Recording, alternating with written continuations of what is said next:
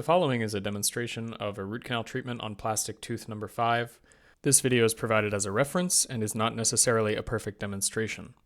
First, we have our pre-op from the buccal and the interproximal. These can be taken non-mounted for better visibility of the plastic tooth.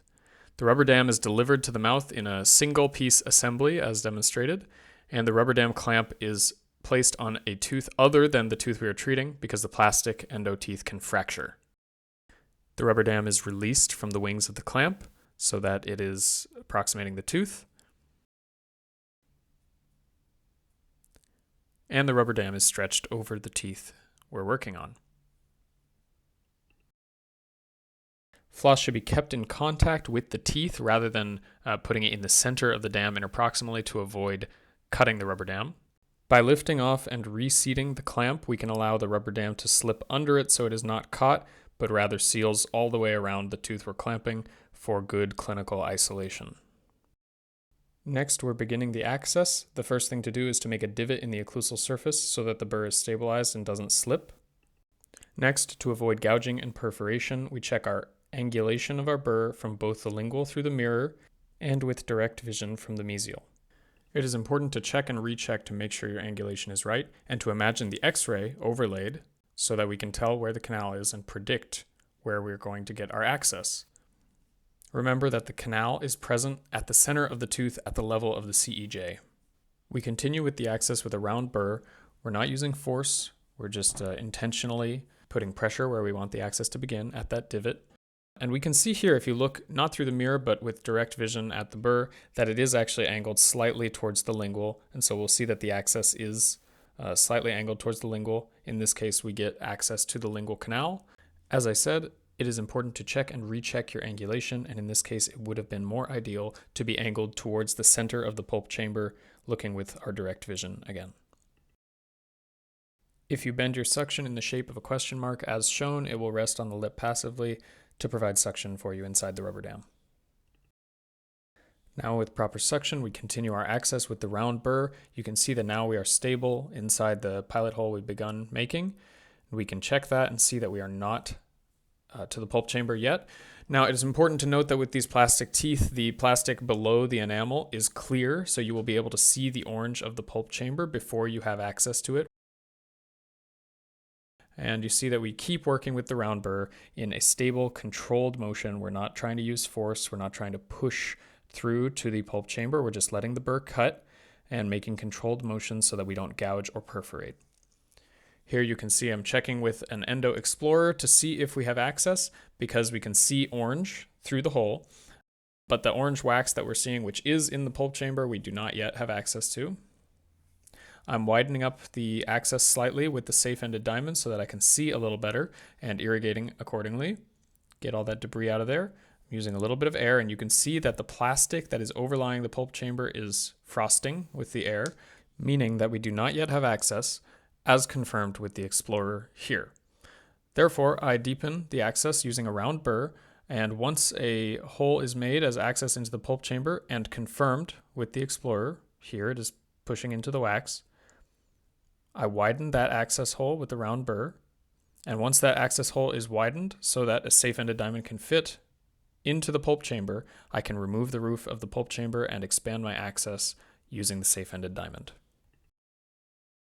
It should be noted here that the access can extend all the way to the cusp tips. I would advise against crossing the cusp tips, but it can extend much larger towards the cusp tips so that you have full access to your canals. In this case, the access is slightly too small. We use a pre-curved size 10 C file to begin navigating our canals to 2/3 of the working length. You can see here when it is removed that the file is pre-curved, and it is set to approximately 17 millimeters with our estimated radiographic length being about 22 millimeters. We use a watch winding motion to begin working our way now down the buccal canal, again to 2/3 of the working length.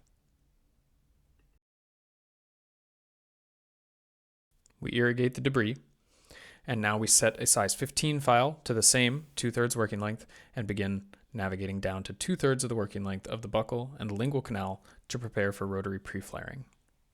Note the watch winding motion used to reach the working length we've set, and then the reaming motion used to remove some tissue from the canal space.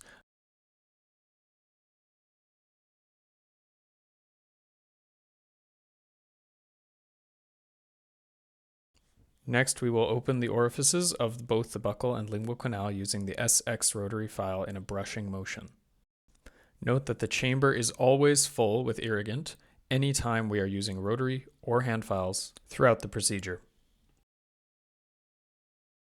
The canals should be irrigated after every step and irrigated until the outflow is clear.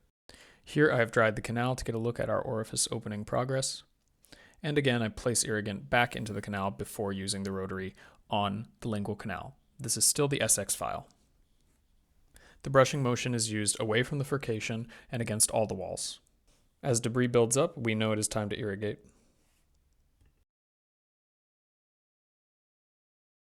Again, the irrigant is used until the flow is clear, indicating all the debris has been removed. And we can do some more brushing. Now, while brushing is done away from the furcation, for safety reasons, a couple brushing strokes can be done on the side of the furcation so that that side is also cleaned and shaped.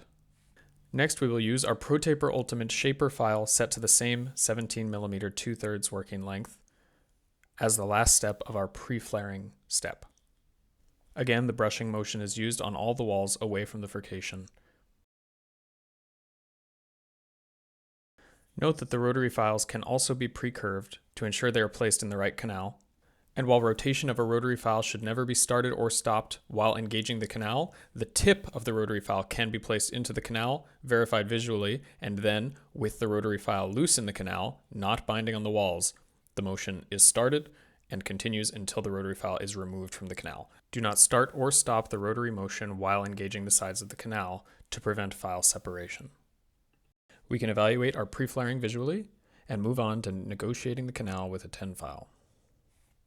The 10 file is set just short of our estimated working length of 22mm and placed into the canal. Because we have not negotiated the canal to working length yet, you will encounter some resistance as there is tissue in the canal space. A watch winding motion can be used to advance the file, and a reaming motion can be used to remove the tissue and shape the canal. The debris generated should then be removed with irrigation. As previously mentioned, your axis should be larger than my axis is demonstrated here, so as a result, I had to bend my files in an S shape in order to get both 15 files into the canals to take the working length X-ray. Here I am placing the first S-shaped file into the lingual canal, and some watch winding motion is used to get it to working length. The second file is then added to the next canal. Again, it is S-shaped. And for this, you should expand your access significantly towards the cusp tips so that both files can fit with straight line access and the stoppers will not interfere with each other. In this case, I did not take the time to do so. And so after one file was placed to working length, I lifted the stopper on the lingual and then pushed the buccal file down to the working length. This way, both files are placed to working length, but both stoppers do not have to be at the reference point. The working length radiograph is then taken and the placement of the files is assessed. It is very important to note that for this project, I prepared to within 0.5 millimeters of the radiographic apex, but for your final exam, you will be preparing to 1 millimeter from your radiographic apex, so please plan accordingly. In this case, the buccal file is slightly short of the working length. However, since that file is excessively curved due to our constricted access, I know that that file will reach slightly farther as that canal straightens during shaping. Because of this, I deemed that both files would probably be at the correct working length, and the files were removed to measure. If you encounter this scenario, it is best practice to expand your access and take another working length radiograph. The files are removed from the canal and measured, and the working length of the buccal file is found to be 21.5. Because I lifted the stopper away from the reference point, the stopper must first be pushed back down to the reference point before the file is removed. Here we see that the working length of the lingual canal is also 21.5 millimeters. If your files are excessively curved, take the time to straighten them so that you can achieve more accurate measurement of working length. Here the patency 10 file is set to a length of 22 millimeters, 0.5 longer than the working length established. It is placed into a wet canal, and a brief motion is done to ensure patency of both the lingual and the buccal canal. If the file sticks somewhat, watch winding motion can be used to ensure patency. and irrigation is done again. Now the ProTaper Ultimate slider file is set to a length of 21.5, the working length. It is ensured that the bulb chamber is filled with irrigant, and the slider file is placed into the canal by the tip, and the rotary motion is initiated. The slider file is used more so in a pecking motion than a brushing motion, although some brushing can still be used, and it is ensured that the file reaches all the way to working length. Again, the file is checked 21.5 because we have the same working length in the buccal canal, and we see that pecking motion working down to working length. The rotary motion is not stopped until the file reaches the reference point exactly. Debris is removed with irrigation, and patency is recapitulated with a 10 file set to 0.5 longer than the working length, and irrigation is done once more. Now the shaper file is set to working length of 21.5 and pre-curved. This helps to ensure the file is in the correct canal and reaches the working length. Again, see how the pre-curved rotary file is placed just into the orifice and the rotary motion is begun. Many strokes of the shaper file should be used with a brushing motion to ensure that the cleaning and shaping is done in all directions. And again, the instrumentation is done until the stopper reaches the reference point exactly.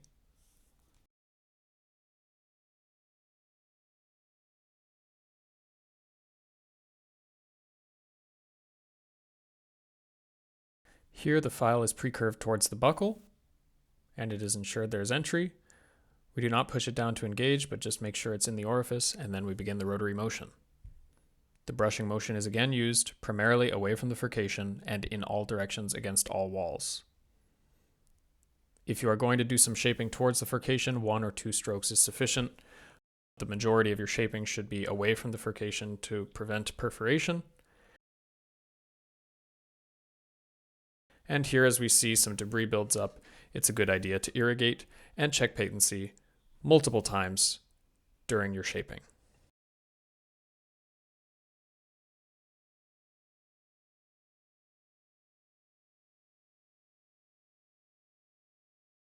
Now the F1 finishing file is used, set to the working length of 21.5 millimeters. These files are not used in a brushing motion, but rather should reach the working length once or twice. They are also pre-curved, here going to the buccal, again set at 21.5 millimeters, and not stopping the rotary motion in the canal. We place it to working length once, twice, 3 times, and that's it. You do not want to over-instrument the apical third of the tooth, and these files only shape the apical third. This is how you get your tug back, is by having this be accurate. So again, there's the lingual. Now working with the F2 finishing file.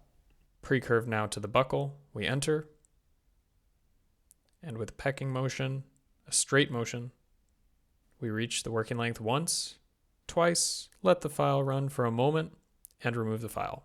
The flutes of the file can be examined to see debris on the apical third of the file, indicating that the apical third was shaped by the file. Since we have now shaped the apical third with our finishing file F2, which is equivalent to a size 25 hand file, we test to see if the canal is actually larger than that rotary by placing a size 30 hand file. We do not screw in or aggressively watch wind the hand file because we are assessing shaping that has already been done. We are not trying to remove any new tooth structure. Slight watch winding can be done. In this case, the hand file does not reach working length, so we know the canal at the apex is smaller than 30 and therefore has been shaped adequately with our F2 rotary file. If the size 30 file did reach working length, we would continue to shape the canal with the F3 rotary file. Satisfied with our shaping, we move on to the cone fit using a red cone to correspond to the red F2 rotary file, which corresponds to the red size 25 hand file. We ensure that it is seated adequately and test for tug back, and we can see that because our shaping was adequate, we have good tug back. We measure the cone to make sure that it is reaching the working length, and we find a 21.5, which is exactly correct. We do the same with the buccal, seating fully, and then testing for tug back, which again, we have adequate tug back, measure the cone, and this cone is actually short. So we're going to return with our F2 rotary file and ensure that we have shaped adequately to working length. Because the rotary file matches exactly the shape and size of the red cone, if we have adequate shaping, our red cone should fit to working length. So when the cone was short, we need to revisit with the rotary file. And now when we measure again, we have the correct length of 21.5 millimeters. Satisfied with the fit and tug back of each of our cones, we seat both cones at the same time and ensure they are both seated fully and that we can perceive tug back before taking the cone fit radiograph.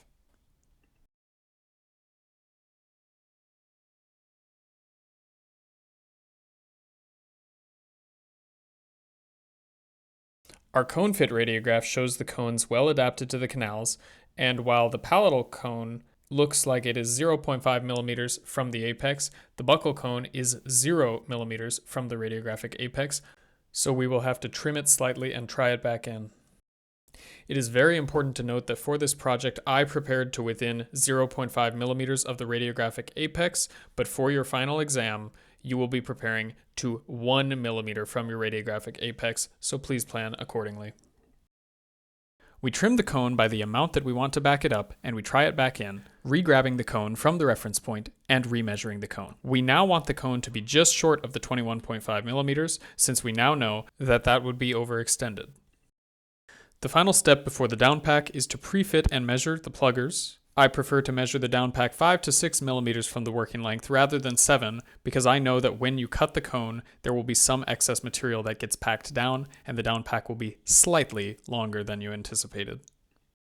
Now that pluggers have been pre-fit and measured, we paint sealer onto our cone and we carry that into the canal. I do several increments of this and I'm careful to try to minimize the amount that gets smeared on the crown because you will have to clean all that out after. The first increment goes in and I paint the walls. With the same cone, I withdraw and repaint onto the cone some extra sealer and carry that into the canal as well. Again, with a brushing motion, you have to anticipate that some of the sealer is getting scraped off the cone and may not be reaching the apical third.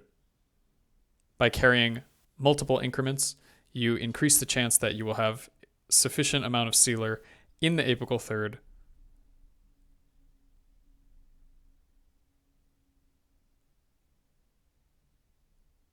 so that your cone will be well adapted and the spaces where it is not will be filled with sealer all the way to the apical third, thus avoiding voids. You also do not need to coat the entire cone, but rather the apical third, because the rest of the cone is going to be cut away when you do your down pack. We use the calamus unit to sever the cones at the orifice, and take your time with this, activating and reactivating the calamus several times to ensure that you have completely melted through the cones so that you don't pull your cones out. Next, activate the calamus unit and sink it down to depth. When it is removed, use your plugger immediately while the cone is still warm to pack and work around all the walls to pack down the cone. Again, we place the calamus unit and see how I'm activating it multiple times and pushing gently to see how it pushes through the cone. For the plastic tooth, I have set the calamus unit to 190 degrees Celsius. We apply pressure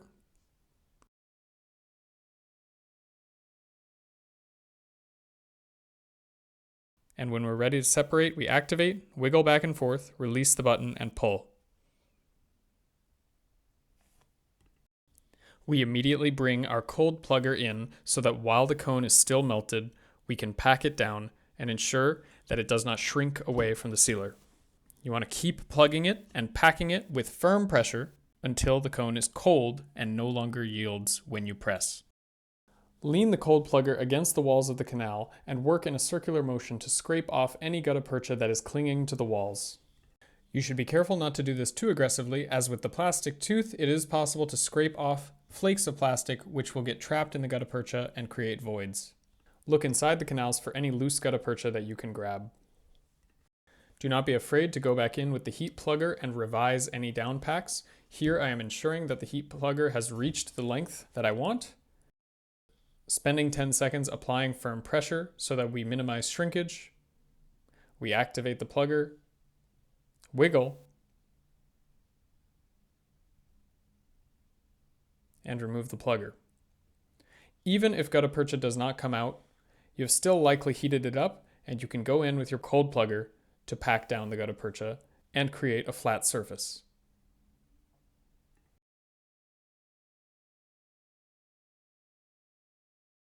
Here I am using the cold plugger to scrape down the walls in a circular motion to free any loose gutta percha, which I then go in with an explorer to retrieve.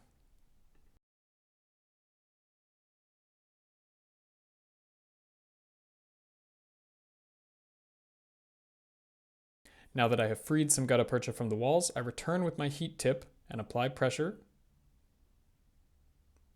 before wiggling and removing. Now some of that gutta percha that was loosened has been retrieved with the heat tip, and I return quickly with the plugger, the cold plugger, to condense it down to a flat surface. Making sure that the surface of your down pack is flat will help you to not have a void between your down pack and your backfill. Again, I touch it up and we can see I finally removed a larger piece. I touch up the buccal canal as well in the same manner. You can return as needed with your heat tip and sink it to depth, removing small pieces of gutta percha or pieces of gutta percha that have been knocked loose from the walls. Again, I return with the cold plugger to ensure a flat top and also to scrape off the walls to ensure there's no gutta percha clinging to the walls of the pulp chamber or the canal. Evaluate visually. The downpack radiograph shows 2 downpacks of equal length well adapted to the walls and a small amount of either sealer or gutta percha still on the canal walls. We can see also that there is a sealer puff extruding through the apex. This is not gutta percha material and is clinically acceptable. Before continuing with the backfill, you should always extrude gutta percha from the tip to ensure that the tip is not filled with air, as air extruded into the canal can create voids. A stopper is placed on the tip, and as material is extruded, the tip is pushed back. The tip is removed, and a cold plugger is brought in to quickly pack down in the same manner as the downpack. Because the backfill is delivered in multiple increments, it is important to pack and create a flat top between each increment. Again, the tip is pushed back, and a plugger is brought in to pack in the warm material before it cools. A larger plugger is used to flatten the top, and a smaller plugger can be used to adjust the edges where the gutta percha may have been pushed up the walls to ensure that your top is very flat.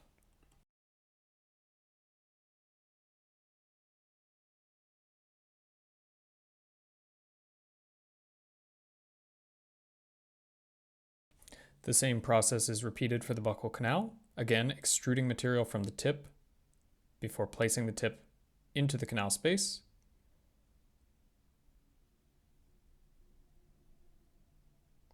The stopper is at the reference point, and as material is extruded, the tip is pushed backwards out of the canal. The tip is then removed, and a cold plugger is brought in to adapt the gutta percha material to the canal walls and prevent shrinkage as the gutta percha material cools.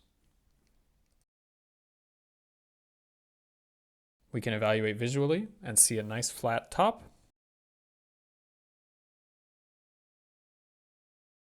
Here I decided that this canal was slightly overfilled and connecting to the floor of the pulp chamber, which I do not want to cover with gutta percha, so I heat it slightly using the calamus tip and remove some of that excess gutta percha before tamping it down again.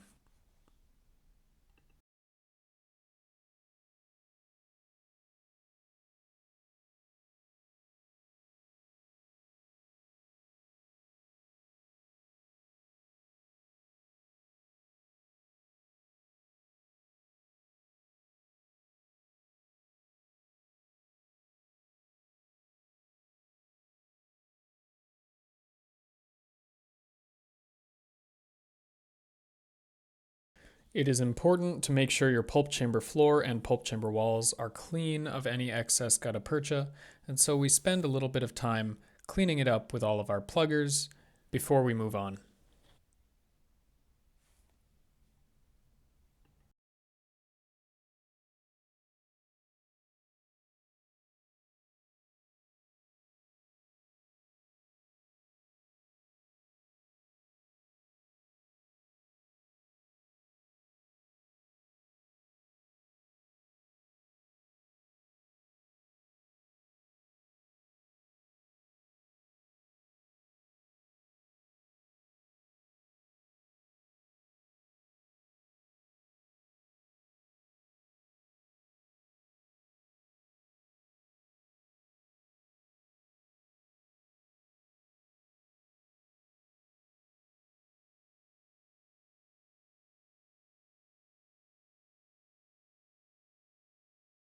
As a final cleaning step, we clean with alcohol, which dissolves the sealer from the chamber, and we dry.